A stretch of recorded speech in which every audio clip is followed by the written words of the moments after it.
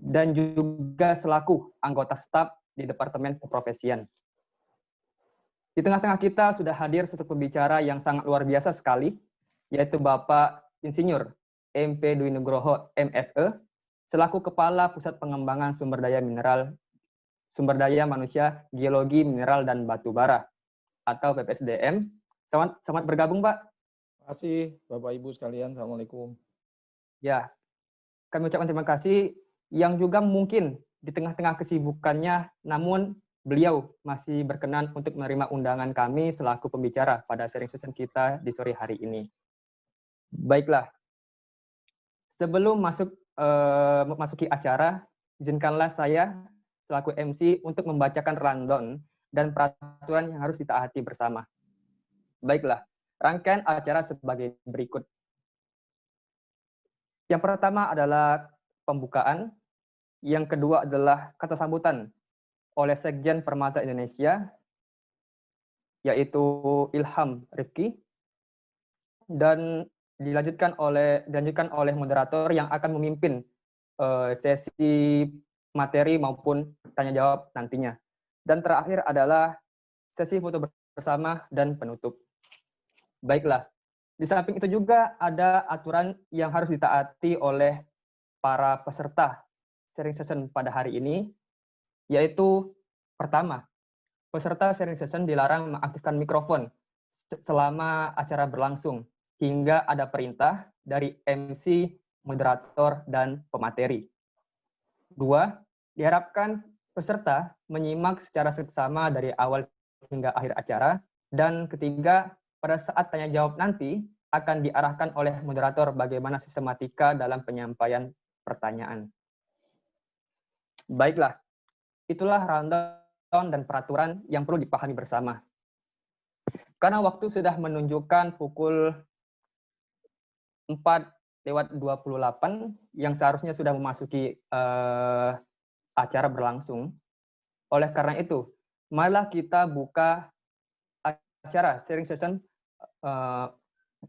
Permata with Expert yang ketiga kali ini dengan melafazkan basmalah. Bismillahirrahmanirrahim. Baiklah, lanjut pada acara selanjutnya, yaitu kata sambutan dari Sekjen Permata Indonesia, yang dalam hal ini Muhammad Ilham Rifki. Kepada beliau kami persilahkan. Baik, mohon izin Pak Kapus untuk menyampaikan sambutan. Bismillahirrahmanirrahim. Assalamualaikum warahmatullahi wabarakatuh. Waalaikumsalam. Selamat sore, salam sejahtera untuk kita semua. Puji syukur, marilah kita panjatkan kehadirat Allah Subhanahu wa Ta'ala, karena Tuhan Yang Maha Esa, karena berkat rahmat dan nikmat-Nya lah kita dapat berkumpul di sini dalam keadaan tanpa kekurangan apapun.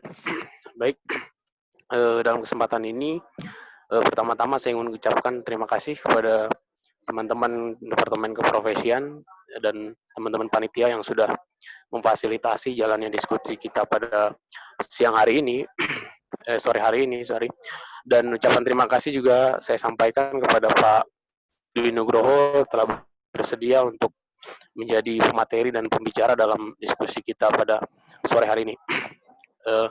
Tema diskusi kita sore hari ini adalah tema yang menjadi persoalan kita selama ini, yaitu soal peningkatan kompetensi dan kualitas sumber daya manusia, karena ke depan eranya adalah era kompetensi dan era sertifikasi. Dan kami sangat yakin sebetulnya dari pihak PPSDM Geominerba lah yang sangat berwenang ataupun sangat bisa menjawab tantangan ini. Nah, kemudian era new normal ini juga menjadi salah satu era yang memang kita hadapi bersama, dan kami melihat PPSDM Geominerba adalah lembaga yang memang cukup siap dengan hal itu, mulai dari program pembelajaran dan lain sebagainya memang sudah dipersiapkan ke arah sana, sehingga kami berharap di diskusi ini nanti akan ada ide-ide ataupun gagasan-gagasan baru yang muncul untuk pengembangan sumber daya manusia, khususnya bidang Geominerba ke depannya. Mungkin itu yang bisa saya sampaikan di kesempatan hari ini. Selamat berdiskusi kepada rekan-rekan sekalian, kepada para peserta, dan sekali lagi terima kasih yang sebesar-besarnya kepada Pak Dwi Nugroho telah menyempatkan waktu untuk mengisi diskusi kita pada sore hari ini. Mungkin sekian yang bisa saya sampaikan, lebih kurangnya mohon maaf. Wabillahi taufik walhidayah. Wassalamualaikum warahmatullahi wabarakatuh. Waalaikumsalam warahmatullahi wabarakatuh. Baik, terima kasih kepada Saudara Ilham Rifki atas penyampaian kata sambutan yang telah disampaikan. Acara selanjutnya adalah penyampaian materi, yang dalam ini akan dipimpin oleh moderator kita, Saudara Tengku Deli H. Hasibuan. Izinkan kami memperkenalkan moderator kami.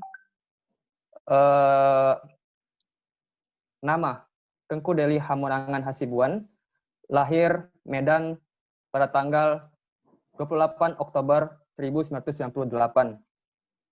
Beliau adalah mahasiswa Universitas Islam Bandung, mengambil program Mining Engineering atau Teknik Pertambangan, dan juga selaku anggota dari Perhimpunan Mahasiswa Pertambangan Indonesia atau Permata Indonesia. Pengalaman kerja, beliau sebagai Mining Laboratory Universitas Islam Bandung, dan juga pernah melakukan internship student di PT Aginco Resource Martabe Gold Mine. Baiklah, kepada Saudara Tengku Deli Hamonangan Hasibuan, waktu dan tempat kami persilahkan.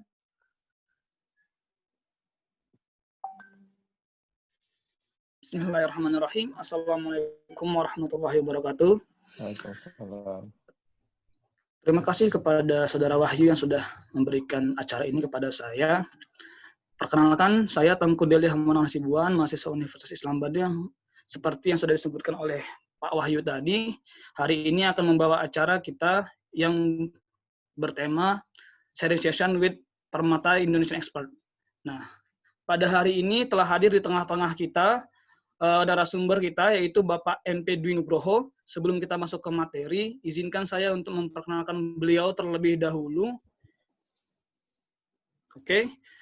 Beliau bernama lengkap Bapak Insinyur Muhammad Priharto Dwi Nugroho, MSE, tempat tanggal lahir di Jakarta, tanggal 15 November tahun 1964. Beliau saat ini tinggal di Bintaro Jaya Sektor 3. Beliau juga sudah mengisi beberapa jabatan di Kementerian SDM, yaitu 13 jabatan, mulai dari Kasubag, evaluasi dan pelaporan. Kemudian sampai hari ini tuh beliau menjabat sebagai Kepala Pusat Pengembangan Sumber Daya Manusia Geologi, Mineral dan Batubara tertanggal 3 Mei 2018. Beliau memiliki pendidikan formal, yaitu S1 tahun 1991 dengan jurusan Teknik Geologi di Universitas Trisakti. Kemudian pada tahun 2007, beliau mengambil S2 dengan jurusan Ilmu Ekonomi Sumber Daya Alam di Universitas Indonesia. Kemudian beliau juga pernah melaksanakan pendidikan dan pelatihan jabatan, mulai dari latihan prajabatan umum tingkat 3, kemudian diklat administrasi umum, sampai ke diklat PIN 3 pada tahun 2015. Kemudian beliau juga aktif dalam mengikuti pendidikan dan pelatihan teknis, mulai dari airborne gravity, kemudian ada pelatihan e-government, dan ada pelatihan BIMTEK pendayaan guna sumber daya alam pada tahun 2008 yang diselenggarakan oleh Kementerian Pertahanan. Selain itu, beliau juga aktif dalam mengikuti kursus-kursus baik di dalam negeri maupun di luar negeri, mulai dari tahun 2003 di Korea, kemudian di Hong Kong, APEC, kemudian sampai pada tahun 2018 terakhir beliau mengikuti kursus di News Business School di Singapura. Kemudian beliau juga sering penugasan ke luar negeri, bukan hanya di Indonesia saja, mulai dari negara Korea, Hong Kong, Singapura, Inggris, Prancis, Italia, Australia, Jepang, sampai Amerika Serikat. Selain itu, beliau juga aktif dalam mengikuti simposium ataupun seminar, baik beliau sebagai pembicara, peserta ataupun pemakalah. Terakhir pada tahun 2018 beliau mengikuti pemakalah ASEAN Conference on Remote Sensing di Kuala Lumpur. Nah, Sekilas background dari pembicara kita, seperti kita lihat latar belakang beliau yang sangat luar biasa, dan di tengah-tengah kita sudah hadir pada hari ini, di tengah-tengah kesibukannya dan di tengah-tengah sangat waktu beliau itu sangat tidak bisa fleksibel, sehingga kita pun mengundangnya sangat lumayan sulit. Kemudian hari ini hadir, mudah-mudahan semua kita bisa mengambil sisi-sisi positif yang akan disampaikan beliau pada hari ini. Untuk itu, untuk mempersingkat waktu, saya langsung serahkan saja kepada Bapak MP Dwi Nugroho untuk tempat dan waktu kita persilahkan dalam penyampaian materinya. Terima kasih. Assalamualaikum warahmatullahi wabarakatuh. Waalaikumsalam. Baik, Bismillahirrahmanirrahim. Assalamualaikum warahmatullahi wabarakatuh. Yang saya banggakan, saya hormati Pak Ilham, para pimpinan Permata ini, Pak Tengku ya. Pak Tengku ini kayaknya bukan orang Medan nih Pak Ilham. Dia dari Bandung kayaknya nih. Pak Tengku, kemudian ada teman-teman sekalian lainnya, para peserta webinar pada sore hari ini. Terima kasih atas undangannya dari Permata. Saya juga kaget juga Sabtu sore gitu, biasanya hari kerja nih Sabtu sore, ya luar biasa sekali. Teman-teman masih berkenan untuk mendengarkan sharing ya, kita sharing ya. Saya tidak memberikan pengajaran atau apa, tapi saya sharing apa yang terjadi sekarang di dunia tambang dan bagaimana di PPSDM Geomi Minerba menyikapinya dengan teman-teman mahasiswa ini harus seperti apa ke depannya gitu ya. Dan ini sangat baik sekali judul yang diberikan, dan tidak hanya dalam webinar ini, saya berharap kita bisa bertemu lagi nanti suatu saat, baik teman-teman membuat suatu program ke kantor, saya akan terima dengan tangan terbuka, terutama mahasiswa tambang ini yang ke depannya pasti akan lebih baik lagi. Teman-teman semua, para mahasiswa yang saya banggakan, bahwa kita ini menghadapi era new normal ini memang harus menyikapi dengan sangat bijak ya, walaupun sebetulnya ada koridor, hanya menyikapi koridor-koridor saja sebetulnya yang berlaku sesuai dengan protokol yang ada. Baik di industri pertambangan maupun kehidupan sehari-hari, semua itu diberlakukan sekarang pada saat ini. Itu yang mesti kita sikapi secara bersama. Saya akan coba membawakan 3 poin, bisa dilanjut, Mas? Paparannya.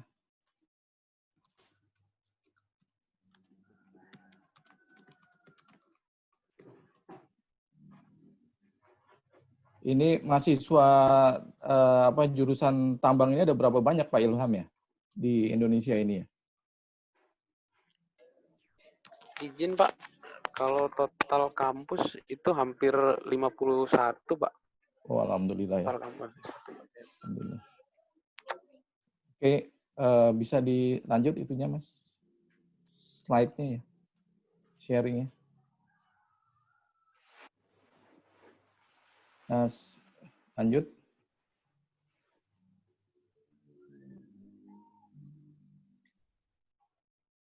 Belum ya? Maaf, sepertinya ada gangguan, Pak. Coba kita tunggu dulu sebentar. Ya begini aja juga nggak apa-apa deh, slide nomor 2 tuh tinggal diklik, nggak bisa ya?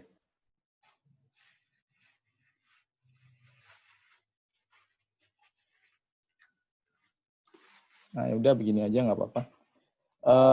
Teman-teman sekalian, bahwa kita perlu ingat sekali, harus mengingat dan mengetahui bahwa Pak Presiden Joko Widodo itu memberikan satu statement buat kita semua bahwa pembangunan SDM itu akan menjadi prioritas utama kita.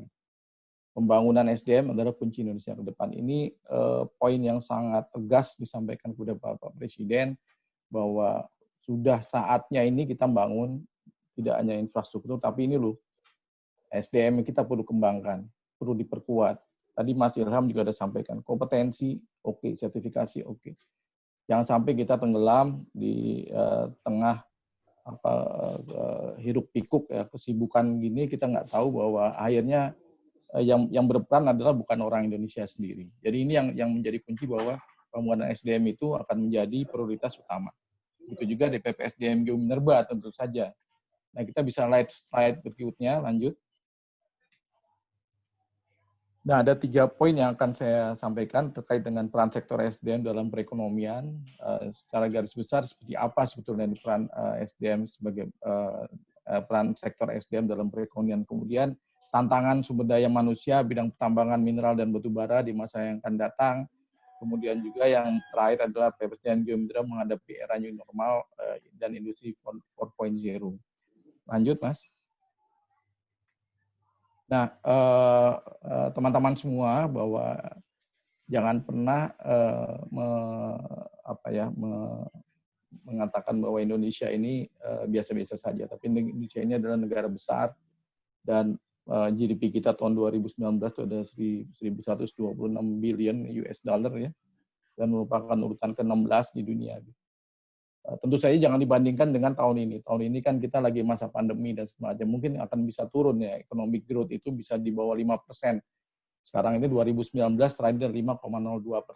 Kemudian populasi kita 272. Dengan populasi kita yang begitu besar, ini harusnya kita menjadi negara hebat. Harusnya menjadi negara hebat, dan negara yang benar-benar ini menjadi negara yang bisa dibilang negara besar yang sangat luar biasa. Tapi dengan catatan adalah bahwa sumber daya manusia kita harus kuat. Teman-teman ini harus fokus, benar-benar fokus untuk menjalani apa yang menjadi bidangnya sekarang. Nggak usah mikir macam-macam, nggak usah kemana-mana, cukup fokus di bidangnya.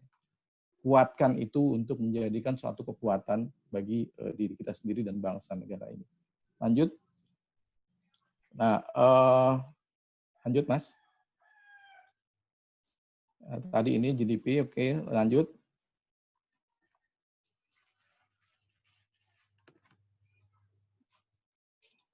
Ya, ini kita bisa lihat, ini kalau kita lihat Indonesia tuh dari malam kita bisa bandingkan, kalau di wilayah timur itu masih gelap ya, dan mudah-mudahan sih sekarang program pemerintah udah berjalan ke sana untuk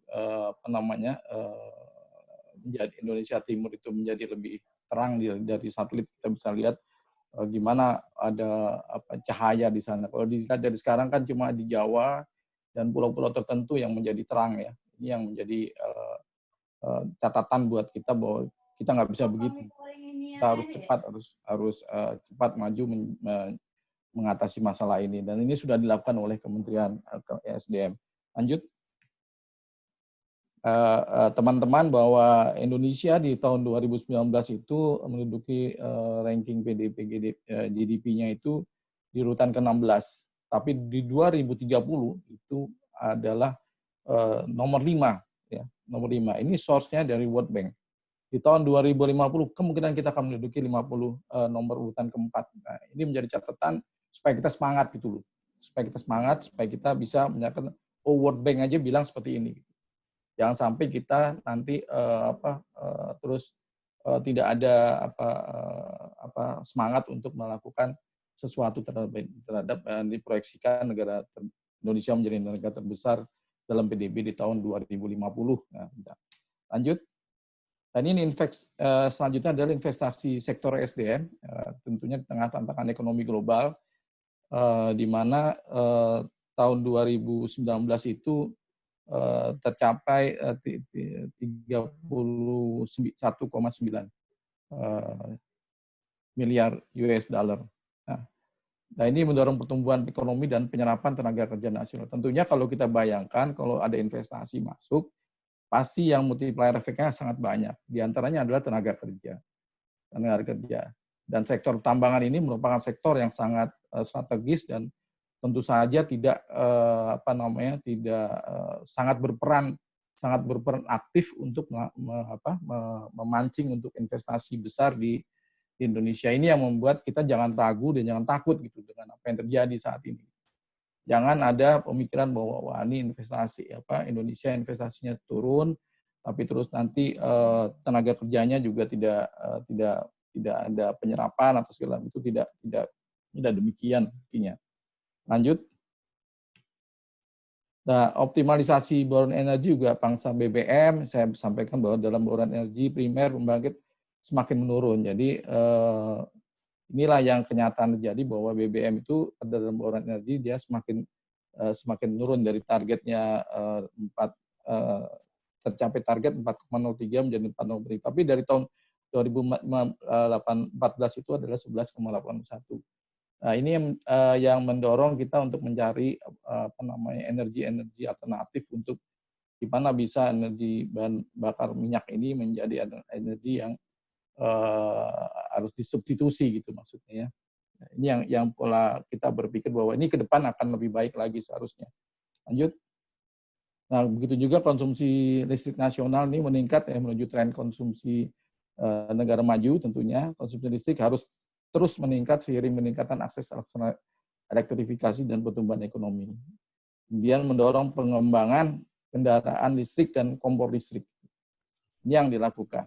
Nah, targetnya 1.200 kWh per kapita, sekarang realisasinya menjadi 1.084. Dan ini perkembangannya akan terus meningkat sejalan dengan perkembangan apa yang terjadi di pertumbuhan ekonomi. Tentunya adanya industri, adanya sebaran penduduk, dan jumlah penduduk yang meningkat itu akan memancing, menggerakkan perekonomian sehingga kebutuhan akan listrik pastinya akan besar. Tentunya kita berpikiran juga source-nya dari mana ini? Apakah hanya dari batu bara atau energi fosil ataukah energi yang lain? Ini yang harus kita pikirkan gitu ya. Kalau dari sisi teman-teman pertambangan tentunya lebih senang kalau dari energi fosil kan, energi apa namanya? Batu bara gitu yang masih bisa dikembangkan. Tapi kalau di luar itu PLTU itu sudah ditutup banyak kan. Di Cina juga program tahun 2015 dia merencanakan 103 pembangkit, tapi di tahun 2020, 2017 dia langsung stop itu perencanaan. Dia nggak akan bangun lagi pembangkit listrik tenaga batu bara ini. Ini yang menjadi pertimbangan bahwa kita ke depan akan menuju ke energi alternatif atau green energy. Lanjut. Nah, pemanfaatan batu bara untuk domestik tentu saja di tahun 2020 kita punya target 155 juta ton. Nah, di tahun 2019 itu realisasinya 138 juta ton. Artinya kebutuhan batu bara untuk domestik itu semakin lama semakin meningkat gitu ya. Semakin lama semakin meningkat, baik itu energi, baik itu untuk pembangkit, baik itu untuk industri tekstil, industri lainnya gitu ya dimanfaatkan untuk dengan menggunakan batu bara ini. Nah, produksinya dalam negeri sendiri itu tahun ini kita ditargetkan 550 juta ton untuk produksi batu bara. Nah, ini batu bara juga produksinya harus dipikirkan gitu ya. Manakala ini waktu saya sampai jam 16:05 ya? 17:05 ya? Pak Moderator, Pak Tengku. Halo, Pak Tengku. Halo, waktu saya berapa lama ya?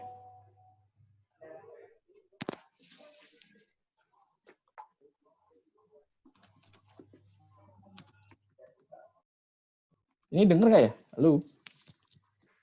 30 menit, Pak. Oh, 30 menit ya? Siap. Berarti tinggal dia. Oke. Saya cepat aja kalau gitu, langsung lanjut. Mas, lanjut. Nah, ini juga peningkatan nilai tambah mineral ya dalam rangka hilirisasi untuk mendorong multiplier efek ekonomi dan kesejahteraan rakyat. Ya, ini juga akan meningkat. Jadi yang di pikiran saya berharap teman-teman di tambang ini, manakala eksplorasi itu masih berlangsung, berarti kalian mesti dapat kerja. Gitu. Eksplorasi masih berlangsung, kalian dapat kerja, dan tidak hanya pekerjaan di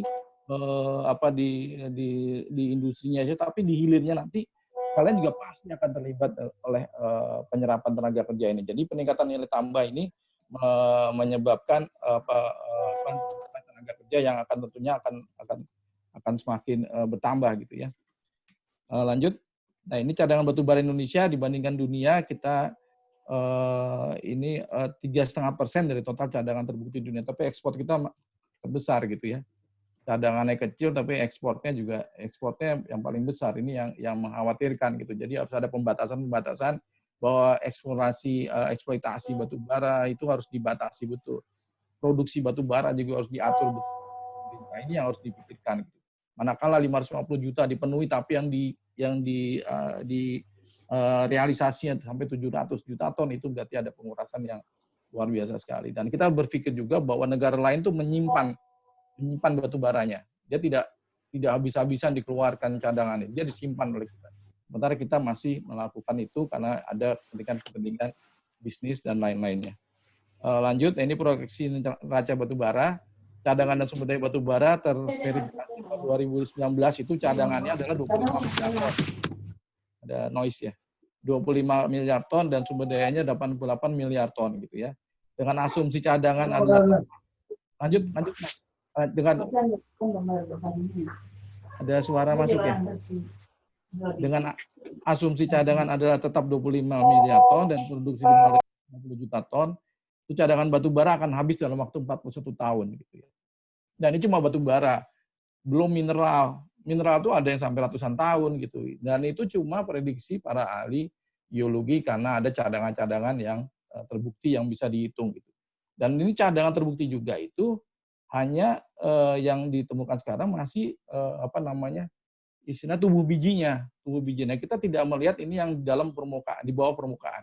Itu belum ada melakukan eksplorasi. Oleh karena itu pemerintah dengan undang-undang baru sekarang mendorong untuk melakukan eksplorasi untuk penemuan cadangan baru.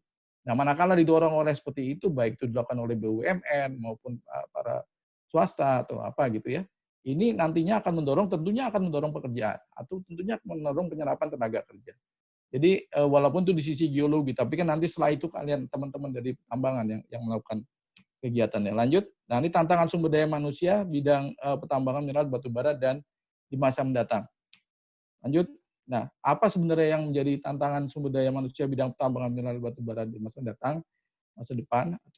Jelas yang tadi disampaikan Pak Ilham itu betul, memiliki kompetensi dan keahlian yang spesifik. Jadi teman-teman itu tidak hanya kuliah, saya sarankan, tapi coba mencari sesuatu kompetensi yang bisa kalian lakukan untuk nambah bekal kalian. Kuliah, oke, bagus. Kalian mendapatkan suatu pengetahuan dasar, basic yang harus kalian dapat. Tapi yang tidak kalah pentingnya adalah skill. Kalian harus punya skill. Ini yang dijadikan tantangan kalian ke depan di industri pertambangan adalah butuh kompetensi atau keahlian yang spesifik. Ya, ini yang dilakukan oleh kami. Kami akan lakukan itu. Dan kalau teman-teman ini berkeinginan untuk melakukan yang lebih dari itu, silakan koordinasi dengan dekan-dekannya untuk menghubungi kami di PPSDM Minerba. Bahwa kalian ingin menambah suatu kompetensi atau skill untuk begitu kalian lulus, kalian tuh mengerti gitu apa yang dikerjakan. Itu yang harus kalian lakukan. Kemudian menguasai kemajuan perkembangan teknologi terkait pertambangan. Tidak ada sekalian sekarang ini yang tidak menggunakan teknologi. Either itu ditambang bawah tanah pun sekarang udah pakai robot, udah pakai artificial intelligence. Nah, itu kalian juga harus belajar. Jangan berpikiran, itu bukan urusan kami. Saya tugasnya nambang, nambang, that's it. Enggak, itu harus dilakukan. Kalian harus lebih tahu daripada orang-orang yang, jadi duluan deh sekarang. Jadi kalian harus memahami, menguasai kemajuan pengembangan teknologi terkait tambangan. Yang ketiga adalah memahami dan mengimplementasikan peraturan dengan baik. Ya paling enggak kalian tuh baca gitu. Baca Undang-Undang 3 seperti apa sih, Undang-Undang 4 yang lalu itu seperti apa. Atau peraturan pemerintah yang lain seperti apa. Itu kalian baca, pahami betul. Ya, kemudian harus memiliki kreativitas, inovasi dan pemikiran kritis. Orang yang sekarang statis itulah orang yang jangan pernah berpikir kalau kita jangan belajar dari orang yang sukses kalau saya bilang, tapi belajar dari orang yang kesalahan orang lain. Artinya bukan kita menghadapi dunia ini kita untuk menghindari kesalahan orang lain, tidak, tapi justru kita akan menghadapi apabila kita dihadapi dengan masalah orang lain yang dari kesalahan orang lain itu. Jadi bukannya untuk menghindar, tapi justru kita untuk hadapi. Nah, itulah dibutuhkan kreativitas, inovasi, pemikiran kritis, itu yang di situ yang dibutuhkan oleh tambang.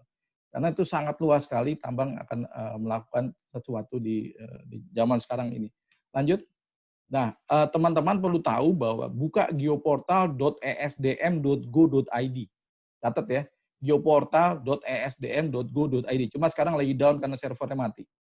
geoportal.esdm.go.id, kalian catat itu, di situ kalian bisa lihat berapa banyak sih tambang batu bara, berapa banyak sih tambang batuan, berapa banyak sih tambang mineral yang ada di Indonesia.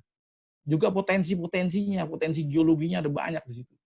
Tidak hanya itu, kalian bisa melihat wilayah migas, kerja migas, dan lain-lain yang overlapping. Indonesia kalau ditutupin dengan semua kegiatan yang spasial itu akan hitam warnanya. Karena banyak sekali, termasuk jalur seismik, apa segala macam. Nah, manakala kita masih punya 3.000, 4.000 wilayah izin usaha pertambangan, maupun yang itu yang eksplorasi, maupun yang operasi produksi, artinya apa? Artinya kita punya peluang besar di situ. Artinya teman-teman punya peluang besar untuk memasuki wilayah itu. Kalau satu usaha tambang yang kecil aja dia punya sekitar 20-50 orang tenaga kerja, bayangin berapa yang masih eksplorasi, berapa yang sudah operasi produksi, kalian bisa hitung. Nah, ini yang harus teman-teman pikir bahwa tidak harus membangkitkan bahwa kita harus lebih baik lagi daripada yang sebelumnya.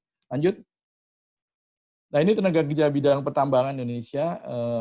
Ini total tenaga kerja subsektor itu ada 178.000 orang. Ya tentu saja jika di turnover sebagai turnover pegawainya sebesar 5% aja, maka diperlukan 9.000 orang tenaga kerja baru setiap tahunnya. Nah, itu yang diperebutkan 9.000 orang. Saya pikir ini lebih, karena masih ada juga pekerja-pekerja penunjang dalam kegiatan ini. Jadi bukan pekerjaan inti, tapi pekerjaan penunjang, para kontraktor dan lain-lain. Lanjut. Ini realisasi tenaga kerja bidang pertambangan juga yang terdiri dari PKP 2B dari tahun 2016, kemudian ada PKP 2B, ada IUPK, ada IUP PMA, IUP BUMN, smelter ya, UJP, izin usaha jasa pertambangan. Izin usaha jasa pertambangan ini yang paling besar karena ini supportingnya, dia para kontraktor. Mulai dari operator alat berat, semua ini adalah masuk ke dalam sini. Ini yang paling banyak karena mereka yang langsung terjun di lapangan. Lanjut. Nah, ini tenaga kerja versus kondisi usaha, dan ini kita bisa bandingkan saja. Lanjut aja. Nah, apa yang dibutuhkan kompetensi berdasarkan World Economic Forum? Ini kompetensi umum yang harus kita pelajari dan kita harus sama-sama menambah gitu. Added value. Kita nih harus menambah added value kita gitu. Sebagai diri kita yang nantinya akan teman-teman yang kerja di tambang harus punya added value. Added value-nya apa gitu. Ya ini antaranya ada 10, ada complex problem solving, critical thinking. Ini perlu dipelajari, perlu diolah, digali dari teman-teman semua. Kalau mau minta bantuan di PPS silakan datang ke kami. Kami akan berikan pelatihan-pelatihan itu apabila tapi jangan sendiri-sendiri ya. Kalau datang tuh ya maksudnya melalui institusinya gitu ya. Dekannya kah yang bersurat atau siapa. Kami akan layani itu dengan baik ya. Nah, ini yang perlu dipahami oleh teman-teman semua bahwa ada 10 ini yang perlu dicatat oleh teman-teman semua. Lanjut. Nah, kemudian kompetensi bidang pertambangan juga dalam menghadapi persaingan pasar bebas, maka seluruh sumber daya manusia bidang pertambangan, mineral batu bara harus dibekali kompetensi yang mumpuni. Selain itu, syarat mutlak yang harus dimiliki adalah kemampuan dalam pengusahaan teknologi informasi. Ya, jadi yang dibutuhkan bidang pertambangan itu adalah kompetensi base nih outside, tapi sama kita sebenarnya. Ini kita juga melakukan hal yang sama gitu, health and safety management system. Bahkan Geominerba sekarang akan membuat excellent training center-nya khusus untuk yang mine safety. Kemudian ada juga environmental management system. Kami juga buat excellent training center-nya. Di tahun 2001 itu sudah berjalan. Jadi yang ikut di situ, saya sudah bilang teman-teman, sertifikasinya bisa dipakai di negara lain. Gitu. Itu yang harus dilakukan. Ya. Kemudian mining maintenance system juga. Sistem explosive activities, system of fastening and mining activities. Tapi fotonya jangan wajahnya hitam seperti ini nantinya ya. Harus diganti juga. Lanjut. Nah, ini skema sertifikasi kompetensi subsektor Geominerba. Ini Pak Ilham yang ini 1 tahun itu bisa ribuan orang. Gitu. Artinya apa gitu? Artinya di industri aja butuh sertifikasi seperti ini. Nah, saya berharap teman-teman itu begitu keluar dari universitas sudah punya paling enggak peralah. Paling enggak sudah mengerti apa yang ada di 17 skema ini, apa yang ada 15 skema ini. Mana yang paling penting buat kalian pilih. Ini yang di industri aja mereka selalu mengembangkan kompetensi-kompetensi mereka untuk melakukan itu. Nah, jangan kalah, jangan skala bersaing, jadi saya berharap teman-teman di mahasiswa di tambang ini harus siap. Begitu masuk ke industri mereka harus siap. Kalian pasti punya nilai plus. Tidak mungkin tidak. Lanjut.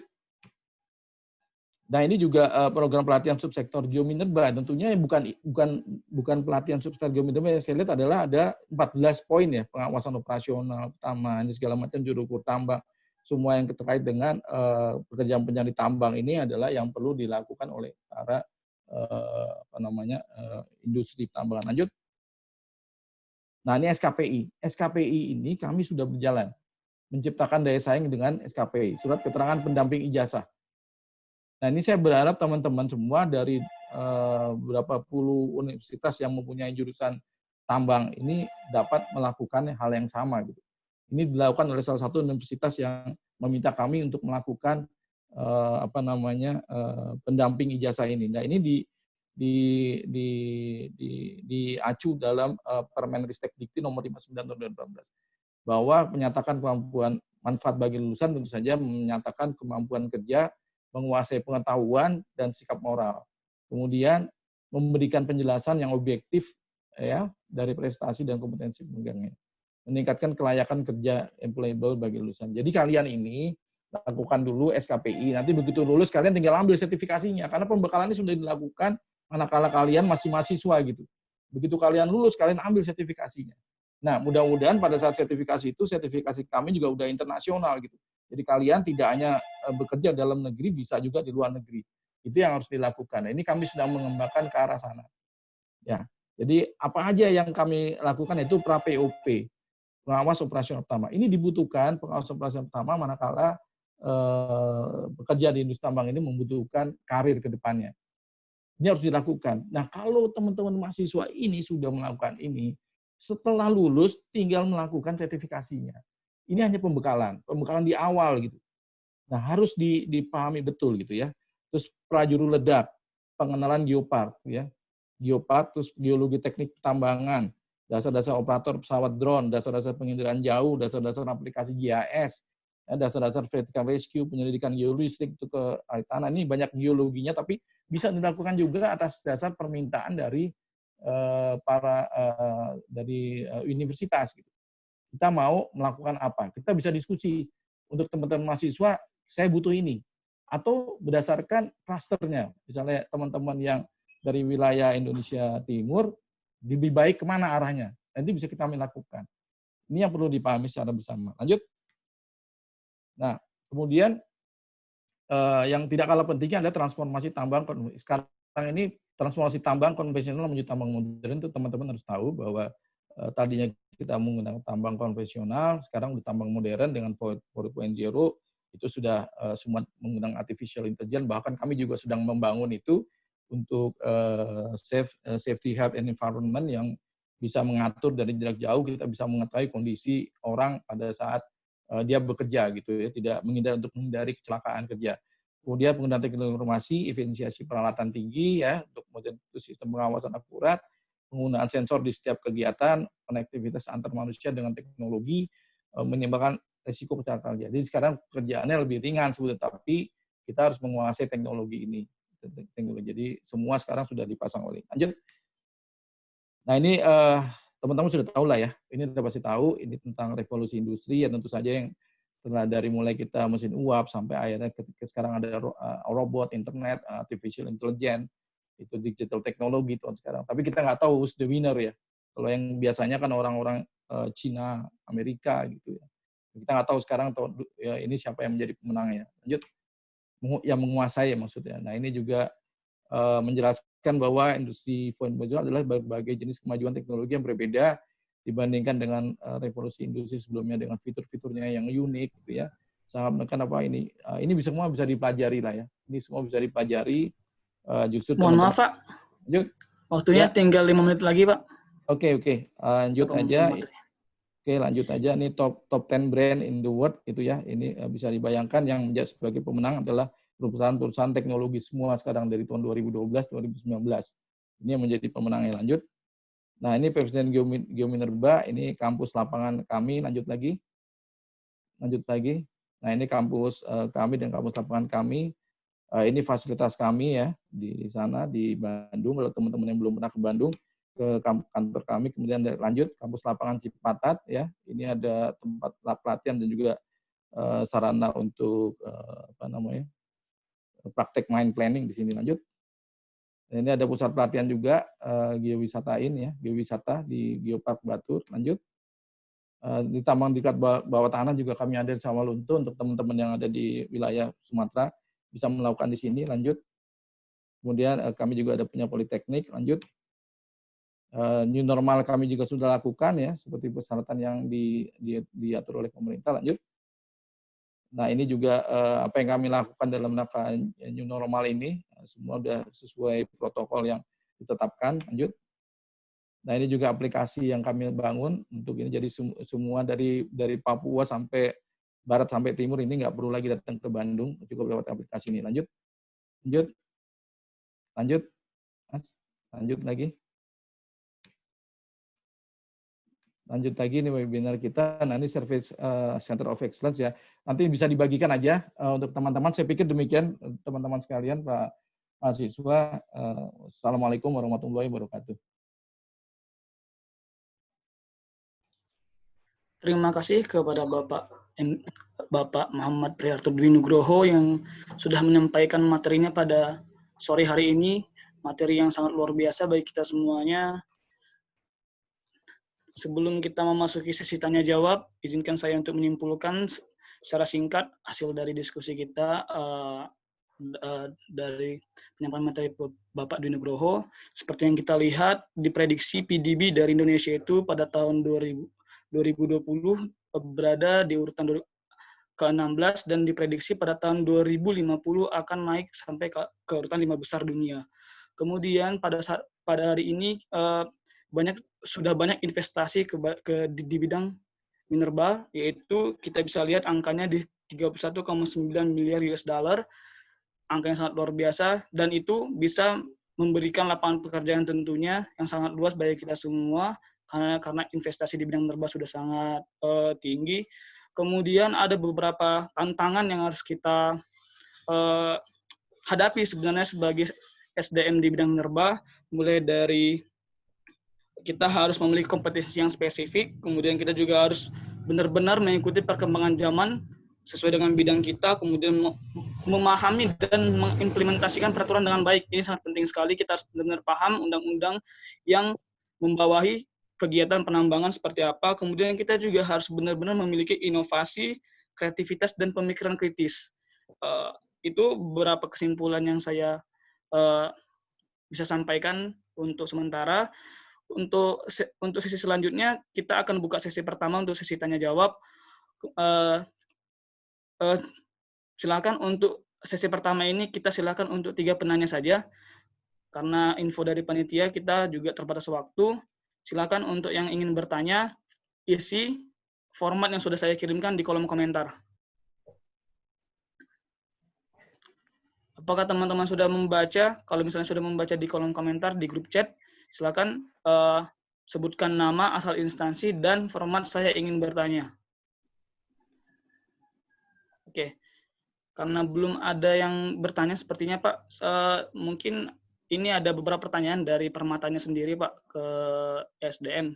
Nah, sejauh ini kan Pak, seperti yang kita lihat tadi, sangat banyak sertifikasi yang harus kita dapatkan sebagai profesional di bidang pertambangan. Ada sekitar 17 tadi yang saya lihat. Kemudian untuk melihat waktu itu Pak, dengan mempertimbangkan karir, apakah kalau misalnya 17 itu diwajibkan, memang nggak semuanya, bagaimana nanti karir kita ke depan gitu Pak? Karena kan kita lihat, kita hidup jangan-jangan sampai kerja sertifikasi terus, sedangkan karir kita nggak bisa berkembang gitu Pak di lapangan. Karena kan tidak hanya sebatas aturan saja yang harus kita kembangkan, tapi ilmu di lapangan juga harus kita kembangkan. Barangkali sebelum ada penanya, terima kasih Mas Tengku ya, Pak Tengku ya, Mas Tengku ya. Betul, Pak. Memang sertifikasi ini kan nggak perlu kita ambil semua. Manakala kita masuk suatu pekerjaan itu, ya itu yang kita lakukan. Misalnya kita memerlukan pengawas operasional pertama. Ini catatannya apabila orang itu sudah masuk ke dalam industri. Tapi kalau masih dalam mahasiswa, tadi yang diambil adalah SKIP ya, SKPI ya. Itu yang harus dilakukan teman-teman gitu. Kalau ini manakala kita sudah bekerja di industri. Dan di industri tuntutannya adalah melakukan suatu kompetensi yang harus sertifikat kompetensi ini harus dipenuhi. Manakala dia berada di ujung tombak di lapangan, kerja di site, itu dia harus perlu sebagai pengawas operasional. Dia harus mempunyai sertifikasi ini. Kemudian untuk menaikkan jenjang yang lebih tinggi lagi, dia harus menaikkan lagi menjadi pengawas operasional Mandia. Kemudian ada yang terakhir adalah yang utama, yang itu untuk GM, para manajer itu akan lebih tinggi lagi di atasnya. Nah, ini harus dipenuhi oleh mereka karena mereka itu harus tersertifikasi dulu. Nah, ini yang dilakukan.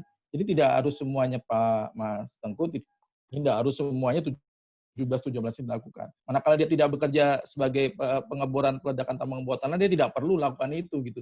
Dan ini waktunya cuma paling lama 2 minggu gitu dilakukannya.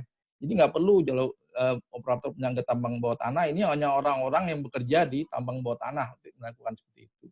Juga di estimator cadangan, ini orang-orang tertentu yang memang di bidang pekerjaan dituntut untuk melakukan sertifikasi. Saya pikir begitu, Mas. Jadi yang penting sekarang di teman-teman adalah untuk maju ke pimpinannya, ke dekan atau mana untuk bilang, Pak, kita butuh ini SKPI gitu. Sesuai Permenristek Dikti nomor 59 tahun 18. Itu sebagai bekal teman-teman untuk maju ke depannya gitu. Manakala teman-teman dari tambang diminta untuk sebagai ujung tombak di lapangan, dia harus punya itu. Jadi kan kita ada nih POP, pengawas operasi tambang, itu diambil dulu sebelum kalian lulus. Diambil dulu sebelum kalian lulus, itu yang harus dilakukan. Nah, kalau menurut saya yang terpenting adalah, tadi saya menggambarkan 4.000 orang aja 1 tahun itu melakukan pendidikan di sertifikasi dan kompetensi yang harus dimiliki oleh mereka. Nah, kenapa teman-teman di mahasiswa ini enggak hanya sebagian universitas yang melakukan ini dengan kami gitu ya. Itu Mas Tengku. Baik Pak. Terima kasih Pak atas pemaparannya. Untuk pertanyaan selanjutnya dari Ilham Rifki Pak, asal instansi Permata Indonesia, ingin bertanya, silakan untuk saudara Ilham, waktu dan tempat kita persilahkan. Pak Ilham ini sering ke Minerba ini, nggak usah tanya harusnya dia. Baik, Pak. Izin Pak Kapus. Ini Pak, paparannya sangat baik menurut kami, dan juga kita juga sudah beberapa kali sebetulnya Pak coba kerjasama dengan Minerba, mulai dari termasuk yang pra POP dan lain sebagainya itu Pak. Kita juga sempat running juga Pak kerjasama itu dengan PPSDM Minerba. Tahun berapa Pak, itu? Tahun ini Pak KJL tahun ini kita running kemarin Pak. Kita coba. Yang saya tahu hanya Unpad itu yang ngajuin kerjasama sama kami ya. Nggak apa-apa Mas Ilham, terus aja jalan. Saya dukung lah, saya support lah. Siap Pak. Iya Pak. Dan juga kami melihat memang tadi soal demografi juga jadi sesuatu yang memang harus bisa kita manfaatkan ke depan ya kan Pak. Nah, karena kita juga tahu sebenarnya selain jumlah yang kita banyak, mungkin angkatan kerja dan lain sebagainya banyak, tentu harus ditunjang dengan kompetensi skill dan kualitas sendiri yang mumpuni Pak ya. Betul, skill harus. Betul Pak. Nah, saya juga sebetulnya terkait dengan diklat kami juga sangat antusias sebetulnya ketika Permen 21 2019 keluar. Itu artinya ada coba untuk pembatasan soal lembaga ya Pak, lembaga yang memang terakreditasi yang hanya bisa melakukan sertifikasi gitu Pak. Nah, ini sebetulnya Pak yang jadi kendala Pak. Banyak juga rekan-rekan mahasiswa sebetulnya, nanti mohon pencerahannya Pak ya. Kami juga berupaya sebetulnya untuk mencerahkan, artinya banyak justru rekan-rekan mahasiswa yang senang ataupun lebih tertarik dengan diklat ataupun pelatihan-pelatihan yang memang dilaksanakan oleh lembaga yang dari segi lembaganya pun tidak tidak terakreditasi gitu Pak. Nah, mungkin itu mohon pencerahan di situ Pak. Dan satu lagi Pak, kami kan khususnya di teknik pertambangan gitu Pak, ada 2 sertifikasi lebih kurang yang memang biasanya umum kita pegang gitu Pak. Pertama, sertifikasi keinsinyuran dari KBK Pertambangan itu kan Pak, dan juga dari Tekmira sendiri mungkin dari segi POP, POM dan POU Pak. Nah, itu apakah saling berhubungan atau memang kita cukup memiliki salah satu aja gitu? Karena kalau persyaratan KTT misalnya kan cukup POU Pak ya, tapi ada ketentuan juga misalnya kita ingin ambil keinsinyuran dan lain sebagainya gitu Pak. Nah, itu juga mohon ini Pak pandangannya Pak. Terima kasih Pak. Ya, terima kasih Mas. Kalau keinsinyuran kan itu kan satu institusi keahlian ya, keahlian yang kalau menurut saya agak berbeda ya, berbeda dengan apa yang disyaratkan, dispesifikasikan ke dalam yang POP segala macam. Itu tergantung di apa sih istilahnya kalau organisasinya apa, PI ya. PI Pak, betul Pak. PI ya, PI tergantung PI apakah itu masuk dalam kategori dia untuk POP itu masuk kategori keahlian atau tidak gitu kan. Nah, itu saya belum baca detail mengenai itu. Tapi artinya gini, yang dibutuhkan teman-teman itu adalah kan sertifikasi yang dikeluarkan oleh lembaga pemerintah yang notabene memang menyelenggarakan pendidikan yang sah dan terakreditasi oleh pemerintah. Nah, ini aja Geominerba gitu. Manakala ada yang melakukan juga POP dan lainnya, sah aja, boleh aja, silakan aja, tapi harusnya mereka bekerja sama dengan Geominerba gitu, karena mereka belum terakreditasi mungkin ya. Nah, kita nggak bisa, memang ada beberapa yang serius melakukan, tapi ada juga yang main-main gitu ya. Misalnya dia sudah, kalau kita punya pengalaman POP, ada yang udah POP harusnya berlaku 1 tahun, baru 1 bulan udah dapat POM. Nah, itu kan ngerusak kan namanya. Itu ngerusak. Nah, POM 1 tahun, 1 bulan melakukan itu. Nah, mau jadi apa gitu loh. Saya nggak habis pikir orang-orang yang cuma menginginkan pendapatan tapi tidak berpikir bahwa ini rusak loh jadi negara ini kalau dibuat seperti itu. Ini harus dilakukan. Nah, teman-teman harus pahami betul, harus bisa menolak kalau ada yang kayak begitu. Berarti itu ecek-ecek kan? Kalau nggak ecek-ecek itu apa ya? Main-main gitulah ya, jangan fokus lah, kita fokus lah, itu jangan cek-cek gitulah. Kalau mau coba cuma dapat kertas, ya nggak usah sekolah aja kalau gitu kan. Capek-capek kalian jadi mahasiswa tambang gitu kalau sekolahnya. Kalau cuma main dapat kertas ya banyak dijual tuh di Matraman. Kalau di Jakarta ya. Jadi harus positif Pak Ilham dan teman-teman semuanya bahwa ke depan tuh kita harus fokus pertama dan harus berpikir positif bahwa semuanya akan berjalan dengan baik gitu ya. Kalau kita mengikuti aturan tentunya. Silakan. Oke, terima kasih Pak Dwi Nugroho. Tadi ada yang belum terjawab Pak dari pertanyaan Mas Ilham terkait lembaga sertifikasi profesi yang dari swasta itu Pak, apakah sama ininya apa kualitasnya ya dengan yang dilaksanakan PPSDM gitu? Ya beda. Kalau kita kan sudah terakreditasi kan, akreditasinya A gitu. Yang memberikan akreditasi kan lembaga Mas Wendra? Lembaga sertifikasi akreditasi ya.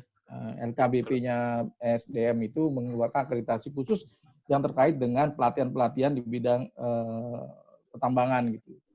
Nah, kalau mereka mengajukan untuk akreditasi, mereka bisa juga mereka terakreditasi. Gitu kan. Tapi kan sekarang baru PPSDM Geominerba, dilihat dari infrastrukturnya cuma kami kayak sepertinya yang punya punya kelebihan gitu ya, karena kami didukung oleh Kementerian SDM gitu ya. Yang ijazah yang dikeluarkan selama itu dikeluarkan oleh LSP BPSDM BNSP ya LSP-nya itu sah aja gitu kan, nggak ada, karena BNSP itu yang mengeluarkan kan. Cuma akreditasinya nanti kemudian akan menjadi pertanyaan manakala yang mengeluarkan provider-provider yang tidak terakreditasi gitu, lembaga diklatnya tidak terakreditasi, itu yang maksudnya. Dan kami sudah menyampaikan juga ke beberapa statement juga kepada Direktur Jenderal Minerba dan juga teman-teman di perusahaan bahwa ini adalah harus diperhatikan terkait dengan provider-provider yang nakal gitu ya. Betul. Tambahan sedikit, Pak Moderator. Ya. Baik. Oke. Oke, terima kasih Pak Dwi Nugroho. Ya Mas Ilham, untuk apakah ada tambahan lain yang ingin ditanyakan? Iya Pak. Ini Pak kami juga beberapa kali ikut audiensi dengan Pak Dirjen, Pak Bambang waktu itu Pak. Kami sampaikan juga ini Pak, pentingnya sebetulnya satu pintu Pak, pengeluaran sertifikasi Pak. Itu pandangan Bapak seperti apa ya? Karena kami berharap justru sertifikasi itu bisa satu pintu Pak. Dalam hal ini misalnya dengan PPSDM Minerba yang memang perpanjangan tangan dari Kementerian SDM. Artinya nantinya bisa di tracing Pak sebetulnya ketika memang terjadi suatu kecelakaan kah atau accident dan lain sebagainya, itu bisa dipertanggungjawabkan Pak secara kelembagaan gitu kan Pak. Karena yang saat ini terjadi kan Iya. kadang-kadang ada ketika accident terjadi di suatu site misalnya, dia tersertifikasi memang POU dan lain sebagainya, tapi ternyata ketika dicek lagi lembaganya yang bermasalah gitu Pak. Nah, kalau pandangan Iya. Bapak ketika memang, kalau kami sih mengusulkan untuk satu pintu Pak ya, tapi menurut Bapak seperti apa gitu. Jadi artinya ketika memang sertifikasi ini dilakukan oleh semisal PPSDM Minerba dalam hal ini gitu Pak, tanpa jadi ada penertiban sebetulnya Pak terhadap lembaga-lembaga LSP yang memang kurang bertanggung jawab gitu Pak. Itu pandangan Bapak seperti apa Pak? Terima kasih, Pak. Iya, kalau saya sebetulnya sama dengan Pak Bambang Gatot juga bahwa itu harus keluarnya satu pintu, tidak ada lagi LSP yang lain kecuali mereka kerjasama ya sama PPSDM. Harusnya begitu polanya. Jadi semua tercatat, terkoordinir. Manakala terjadi kecelakaan, si oknum ini dapatnya dari mana sih sebetulnya? Dari sertifikasi dari mana? Dari provider mana? Nah itu bisa bertanggungjawabkan gitu. Nah, ini yang perlu diatur nanti oleh kami tentunya di sisi pemerintah bahwa itu ke depannya memang harus satu. Saya sangat setuju sekali Mas Ilham apa yang disampaikan Bang Gatot. Jadi semua itu yang tersertifikasi itu harus menjadi satu dan dikeluarkan oleh Kementerian SDM. Seharusnya seperti itu. Tapi kan LSP ini berada di bawah BNSP masalahnya kan. Nah, LSP ini di bawah BNSP. Nah, kami harus berbicara dengan BNSP bahwa ini seharusnya menjadi peran dari Kementerian SDM untuk melakukan sertifikasi vaksin terkait kecuali yang sifatnya umum ya. Kalau yang sifatnya sangat strategis, POP, POM, POU itu harus dilakukan oleh kita atau bahan peledak itu harus dilakukan oleh kami gitu. Jadi itu harus dipilah-pilah dulu dari semua sertifikasi itu mana yang bisa untuk umum, mana yang hanya untuk ini Mas Ilham. Jadi ini harus dipilah. Ya kita nggak fair juga kalau mereka ingin berusaha, ya kita berikan mereka kesempatan untuk berusaha. Tapi jangan kalau saya bilang ngawur gitu loh, babi buta gitu kan, atas semangat yang tadi seperti saya sampaikan gitu. Emang harus jadi satu Mas, nggak bisa enggak. Tapi kita pilih mana yang menjadi satu itu, mana yang menjadi potensial untuk kecelakaan yang menyebabkan orang banyak akan menderita. Nah itu kita ambil alih. Nggak boleh lagi dilakukan orang yang normal. Itu yang sedang saya usulkan gitu, kepada kementerian. Terima kasih Pak Dwi Nugroho. Untuk sesi kali ini paling kita sediakan penanya bagi satu orang lagi. Apakah ada lagi yang ingin bertanya dari peserta? Kita tunggu sekitar waktunya 1 menit. Kalau misalnya tidak ada, bakal kita tutup saja sesi tanya jawabnya. Saya sangat apresiasi sekali nih. Apakah ada kira-kira dari teman-teman yang ingin bertanya? Tinggal diketik saja di kolom komentar nama, asal instansi, dan format saya ingin bertanya. Itu sediakan waktu 1 menit terakhir ya. Sadis banget 1 menit terakhir. Oke Pak, ini ada yang ingin bertanya Pak dari Muhammad Furqon. Untuk saudara Muhammad Furqon, silakan untuk videonya dan itunya suaranya di. Oke. Silakan untuk saudara Muhammad Furqon, waktu dan tempat kami persilahkan. Ya, makasih sebelumnya moderator. Jadi langsung saja Pak. Jadi begini Pak, saya sedikit mengungkit problem atau masalah yang kami alami di Sultrani mengenai Pak Mas Furqon dari mana nih? Dari Himpunan Mahasiswa Tambang Muhammadiyah Kendari, Pak. Oh, Kendari. Wah, mantap nih daerah smelter nih. Ini semua Kendari di sini. Jadi begini, Pak, kami itu kemarin melakukan aksi mengenai datangnya 500 PKA. Jadi yang intinya itu, Pak, kami bukannya menolak investasi, menolak datangnya. Ya, putus-putus. Halo. Masuk, Kak, suaranya? Ya, tadi putus-putus ya. Oh ya, saya ulangi, Pak. Jadi yang saya mau bahas ini Pak, problem yang kami alami di Sultra ini mengenai datangnya 500 TKA. Jadi kemarin itu sudah 2 minggu ini kami adakan aksi terusannya tolak Pertanyaannya politik nih ya. aksi menolaknya datangnya 500 TKA.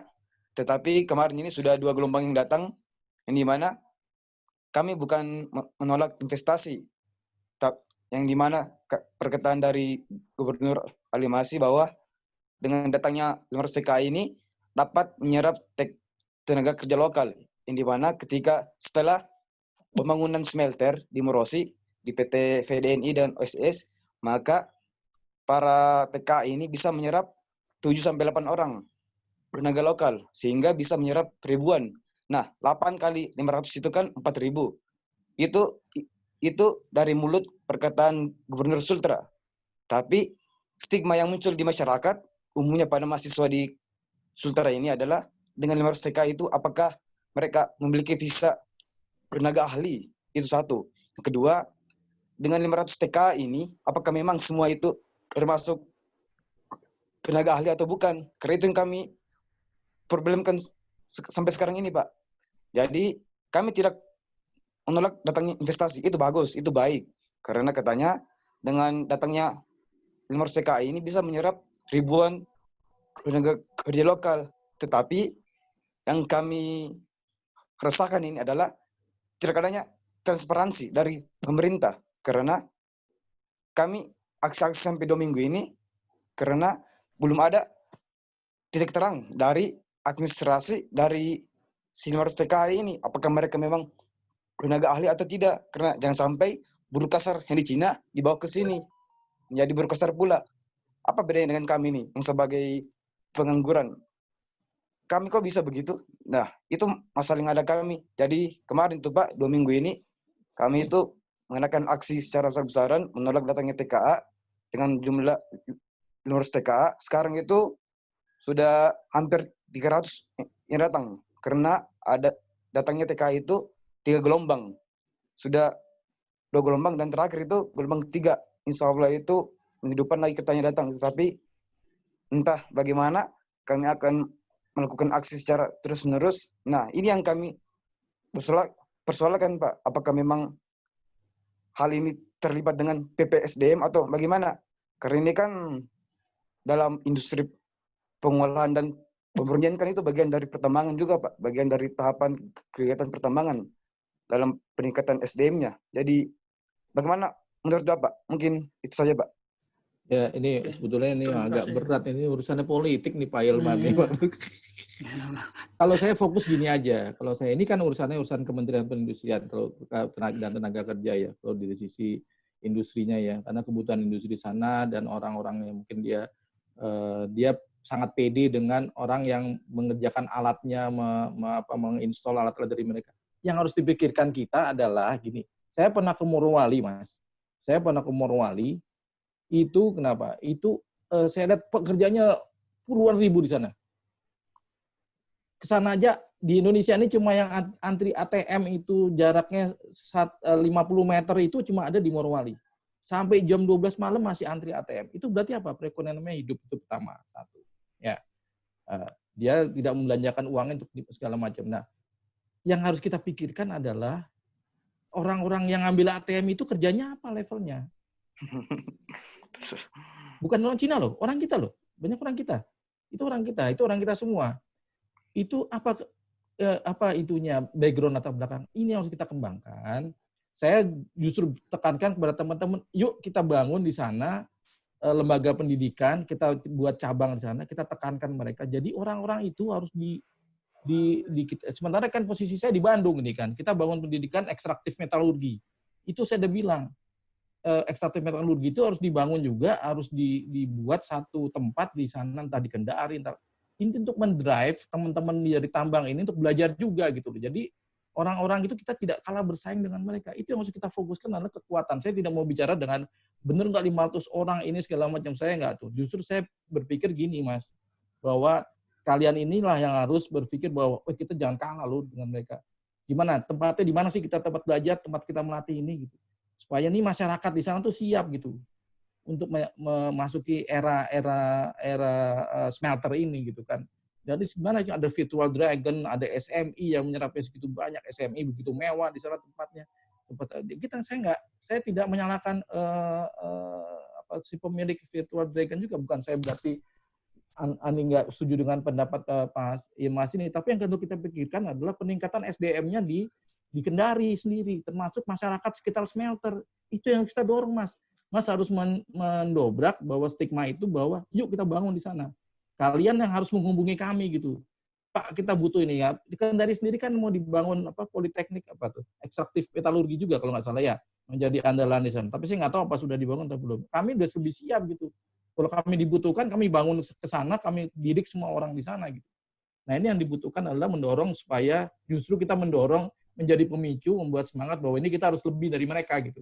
Saya lepas dari mereka tuh kuli bangunan atau apa, atau sertifikasi mereka apa, itu tidak ada hubungannya dengan kami di PPSDM Minerba gitu. Yang kami agak miris adalah kok teman-teman tidak berpikir seperti itu. Makanya saya bilang tadi, fokus 8 jam sehari itu untuk mengembangkan diri, untuk edit value kalian gitu. Jadi kalian boleh demo boleh, tapi harus dikembangkan sendiri apa yang kalian bisa gitu loh.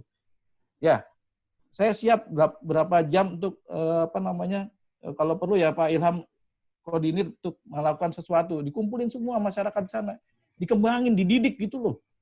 Jadi supaya mereka punya sertifikasi gitu. Ini saya punya kerja spesialisnya apa kayak yang terkait dengan ekstraktif metalurgi. Jadi mereka punya kebanggaan. Ya, ini bukannya ideal loh nih, tapi kenyataan di lapangan harus begitu. Karena saya lihat sendiri di lapangan itu yang orang yang bekerja itu sudah sangat luar biasa sekali dari sisi penghasilan. Tapi saya nggak bisa lihat apakah skill mereka ada, apakah sertifikasi mereka ada, kompetensi mereka ada. Itu yang harus dipikirkan oleh kita semua gitu ya. Jadi think positif aja kalau menurut saya. Terima kasih Baik, Pak Dwi Nugroho. Senyum-senyum terus tuh dari tadi. Terima kasih Pak Dwi Nugroho atas pemaparannya. Bagaimana Pak Muhammad Furqon, apakah kayaknya dia belum puas nih, jawaban yang disampaikan mending saya undang ke Bandung aja kalau mau ketemu saya. Ya ajarin nanti cara-caranya itu. Kalau saran saya memang bagaimana? Sudah puas Pak atau ada tanggapan dari Pak Muhammad Furqon? Masih belum puas dia. Masih bingung Pak. Nanti masih bingung caranya gimana. Ya nggak usah mikir caranya, dilakukan. Kalau dipikirin kelamaan kalian nanti. Oke. Saya kira kalau misalnya Pak Furqon belum puas, itu sebagai jembatan kita sebenarnya untuk terus belajar dan bisa mengalahkan TKT yang ada di sana dan bisa menyerap ilmunya sebenarnya. Itu paling yang bisa, sisi positif yang bisa kita ambil dari pemaparan dari Pak Dwi Nugroho terkait TKT tadi. Jadikan itu sebagai penyemangat aja Pak. Ya. Supaya kita semua. Ini catatan Mas Tengku, kami siap loh Pak Furqon kalau memang diundang dari universitas gitu untuk melatih. Mas Furqon koordinir masyarakat untuk dilatih, disertifikasi, bisa saja terjadi gitu. Masa Virtual Dragon nggak mau terima, manakala kalian sudah sertifikat. Masalahnya kalian ini terlalu fokus dengan penolakannya gitu. Coba kalian berpikirnya positif gitu. Gimana kita sama-sama membangun gitu. Tapi dilengkapi dengan edit value kalian, itu yang paling aman kerjanya. Dan jangan terlalu banyak mikir, nanti akhirnya ngelamun kalian. Mikirnya positif aja. Ke Bandung lah, nanti saya kasih tahu. Atau kalau saya Kendari, saya undang kalian. Oke. Ya, Mas Tengku. Oke. Kayaknya udah lewat waktu ya. Oke, terima kasih Pak. Untuk acara hari ini, kita cukupkan saja Pak sampai sekarang.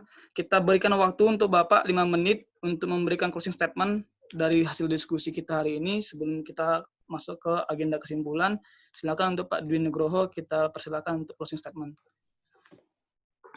Ya, kalau saya selalu ya, saya ingatkan kepada teman-teman untuk selalu berpikiran positif aja ya.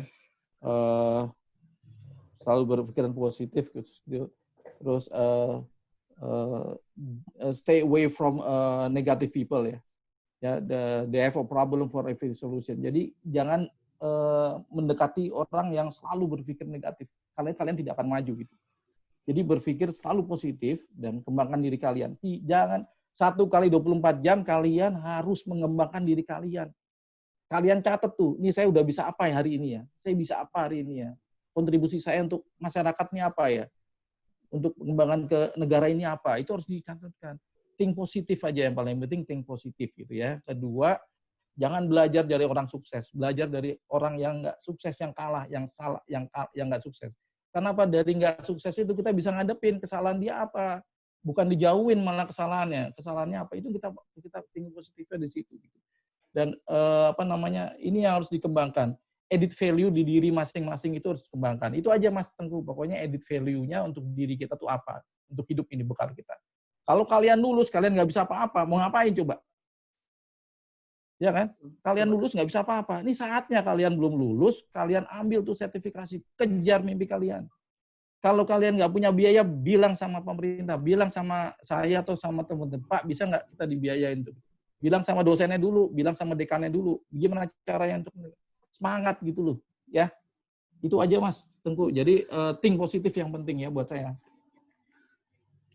Baik Pak. Terima kasih. Terima kasih Mas Tengku, Pak Ilham. Saya sangat apresiasi sekali pertemuan sore hari ini dan sangat senang sekali dengan teman-teman semua yang bisa hadir untuk menekan. Saya tidak untuk bermaksud untuk mengajari, tapi sharing session ini adalah awal yang paling baik buat kita bersilaturahim ya. Saya pikir begitu ya. Saya sekali lagi terima kasih. Assalamualaikum warahmatullahi wabarakatuh. Waalaikumsalam warahmatullahi wabarakatuh. Terima kasih Pak Dwi Nugroho. Sebelum kita tutup pada acara hari ini, izinkan saya untuk menyimpulkan hasil diskusi kita.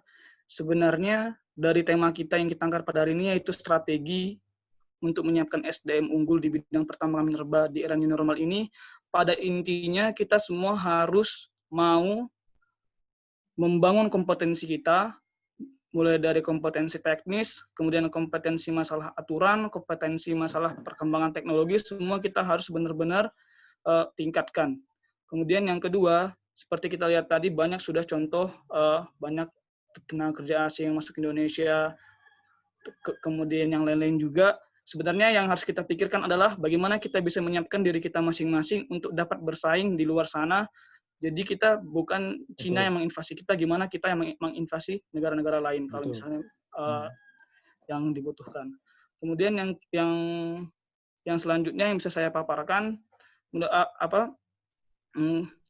bagi kita sebagai mahasiswa tadi sudah disampaikan oleh Pak Dwi Nugroho ada beberapa surat keterangan pendamping ijazah yang bisa kita terima sebelum kita lulus dan pelatihannya diselenggarakan langsung oleh PPSDM Geominerba selaku instansi atau lembaga yang terakreditasi langsung dari Kementerian SDM, dan itu sebagai pintu bagi kita apabila kita ingin berkarir di bidang pertambangan. Kemudian kita juga harus benar-benar melihat dari kompetensi yang harus kita miliki itu mulai dari masalah lingkungan, masalah aturan, masalah perkembangan teknologi yang sekarang sampai ke 4.0, kita harus benar-benar siap sebagai SDM Indonesia yang mau mengelola negaranya sendiri. Paling itu saja yang bisa saya simpulkan dari hasil diskusi kita hari ini. Sebelum saya serahkan ke host, saya ingin menghimbau kepada teman-teman semua untuk memfollow akun Instagram kita di Permata Indonesia Official untuk supaya teman-teman tahu agenda-agenda kita selanjutnya, event-event kita selanjutnya. Kemudian subscribe juga YouTube channel kita, yaitu Permata Indonesia, karena semua webinar-webinar yang akan kita laksanakan akan kita live juga dari YouTube dan akan kita simpan semua videonya di YouTube channel kita. Paling itu saja yang bisa saya sampaikan. Kurang lebihnya mohon maaf, baik dari masalah koneksi dan sebagainya, ataupun ada gangguan teknis yang tadi yang terjadi. Saya selaku moderator pamit undur diri. Saya serahkan kembali ke panitia. Assalamualaikum warahmatullahi wabarakatuh. Baik, terima kasih kepada Pak Tengku selaku moderator dan juga Pak Dwi Nugroho selaku pemateri. Baiklah, dengan berakhirnya materi kita hari ini, berakhirlah pula sharing session pada hari ini. Oleh karena itu, saya selaku MC mohon maaf apabila ada salah kata, dan sebelum penutup, kami dari panitia meminta kepada teman-teman peserta maupun pemateri dan lain sebagainya untuk menghidupkan videonya, karena kita ada sesi foto bersama. Baik, untuk Pak Tengku, apa sudah siap Pak Tengku? Sudah Pak, silakan diarahkan saja peserta. Baik, dalam hitungan ketiga, silakan teman-teman untuk berpose. 1, 2, 3. Sekali lagi. 1, 2, 3. Sekali lagi. 1, 2, 3. Baik, terima kasih kepada para peserta dan juga para pemateri yang sudah bersedia untuk mengikuti session pada hari ini. Saya selaku MC mohon maaf dan saya akhiri. Wabillahi taufiq wal hidayah. Wassalamualaikum warahmatullahi wabarakatuh. Waalaikumsalam warahmatullahi wabarakatuh. Terima Terima kasih. kasih Pak Dwi. Izin ya, Terima kasih, Pak Pak Dwi. Ilham. Siap, Sampai ketemu izin, di Pak. Bandung ya. Oke. Siap Pak Dwi. Siap.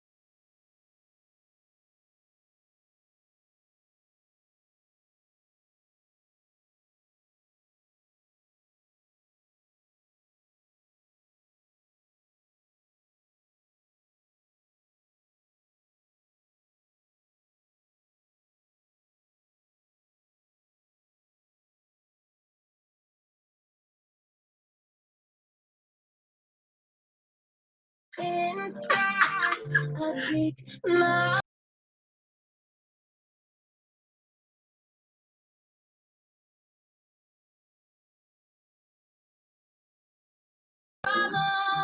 Problems. So look me in the eyes. Tell me what you see.